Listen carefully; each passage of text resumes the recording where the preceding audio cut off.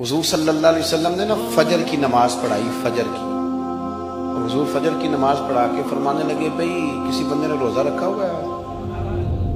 حضرت عمر کہتے ہیں رات کو میرا ارادہ تھا رکھوں، اور سویرے پھر میں نے گرا دیا، نہیں رکھا. حضور نے دوسری دفعہ پوچھا بھئی کسی نے روزہ رکھا ہے؟ تو حضرت صدیق اکبر نے ہاتھ کھڑا کیا، عرض کی یا رسول اللہ میں نے رکھا. آپ حکم نہ دیتے تو نہ بتاتا، پر روزہ رکھنا بھی آپ نے توجہ دلائی ہے تو حکم بھی آپ کا بتاؤ تو بتا دیا. حضرت عمر کہتے ہیں حضور نے فجر کی نماز پڑھائی، فجر کی. دوسرا سوال پوچھا بھی کسی نے کسی بیمار کی تیمارداری کی ہے؟ تو حضرت عمر کہتے ہیں میں نے فٹافٹ عرض کی یا رسول اللہ ابھی تو نماز فجر پڑھی ہے، اب گھر جائیں گے تو تیمارداری کریں گے. تو حضور نے فرمایا عمر تو ذرا ٹھہر جانا، جلدی نہ کر، ٹھہر نہ ذرا، رک تو صحیح.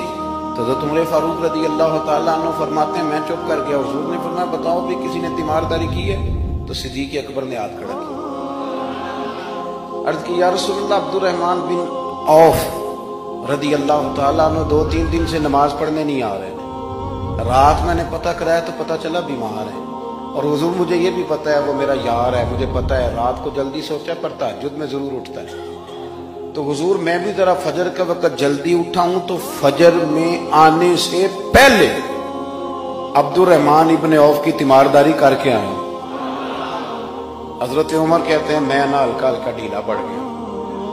حضور نے تیسرا سوال پوچھا، فرمایا کسی نے کسی مسکین کو کھانا کھلایا؟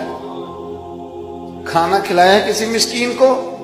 حضرت سیدنا عمر فاروق کہتے ہیں میں نے پھر عرض کی، میں نے کہا یا رسول اللہ ابھی تو فجر پڑی ہے، گھر جائیں گے کوئی چیز لیں گے تو کھانا کھلائیں گے. تو حضور پھر مسکرائے، فرمایا عمر تو ذرا ٹھہر نہیں جاتا، ذرا ٹھہر نہ، ذرا نظارہ تو کرنا، گویا یہ شان صدیق اکبر کا جلسہ ہو رہا ہے، ٹھہرنا. حضور نے پھر پوچھا بھی کسی نے کسی مسکین کو کھانا کھلایا ہے؟ تو حضرت عمر کہتے ہیں لوگ سارے دائیں بائیں دیکھ رہے تھے اور میں چپکے ابو بکر کو دیکھ رہا تھا، کہ مجھے پتا تھا کہ بولنا اسی نہیں ہے، اور دل میرا کر رہا تھا کہ کہہ دوں دیو جناب جواب، دل میرا کر رہا تھا. وہ سمجھ گئے تھے کہ سونا راضی کن کاموں میں ہو، بس یہ نقطہ انہوں نے پا لیا تھا. حضور نے فرمایا بتاؤ کسی مسکین کو روٹی کھلائی ہے؟ تو جناب سیدنا صدیق اکبر نے ہاتھ کھڑا کیا، عرض کی یا رسول اللہ سویرے اٹھا ہوں تو چھوٹا بیٹا بھی اٹھ گیا تھا، اور میرے وضو کرتے سنت پڑھتے ماں سے کہنے لگا بھوک لگ رہی ہے، تو ماں نے 2 روٹیاں بھی پکا دی. تو حضور ایک اس نے کھائی، دوسری اس کے ہاتھ میں تھی. جب ہم نکلے ہیں نا گھر سے تو دروازے پہ ایک فقیر کھڑا تھا، مسکین کھڑا تھا، کہہ رہا تھا رات سے بھوکا، کوئی دروازہ کھلنے کا انتظار کر رہا تھا، ابو بکر سب سے پہلے تیرا ہی کھلا ہے. تو حضور میں نا اس مسکین کو ایک روٹی کھلا کے آیا ہوں. حضرت عمر فاروق کہتے ہیں میں نے گردن جھکا لی، اور میرے رسول کریم نے فرمایا اے اللہ میرے ابو بکر پہ رحم فرما، اللہ میرے ابو بکر. وہ سمجھ گئے تھے، مزاج شناسات سمجھ آ گئی تھی کہ حضور کن باتوں میں، اور نہ اپنے اوپر وہ سارا کچھ طاری کر لیا تھا انہوں نے، طاری. ان کی ادائیں بالکل ڈھل گئی تھی نبی پاک کی ادائیں. 3 دن وہ غار ثور میں رہے تو ہمارے صوفیاء فرماتے ہیں کہ ان پر تجلیاں بھی پڑی محبوب کی معرفت کی. جب مدینے آئے نا نبی کریم کو لے کے تو کچھ لوگوں نے حضور کی زیارت کی تھی، کچھ نے نہیں کی تھی.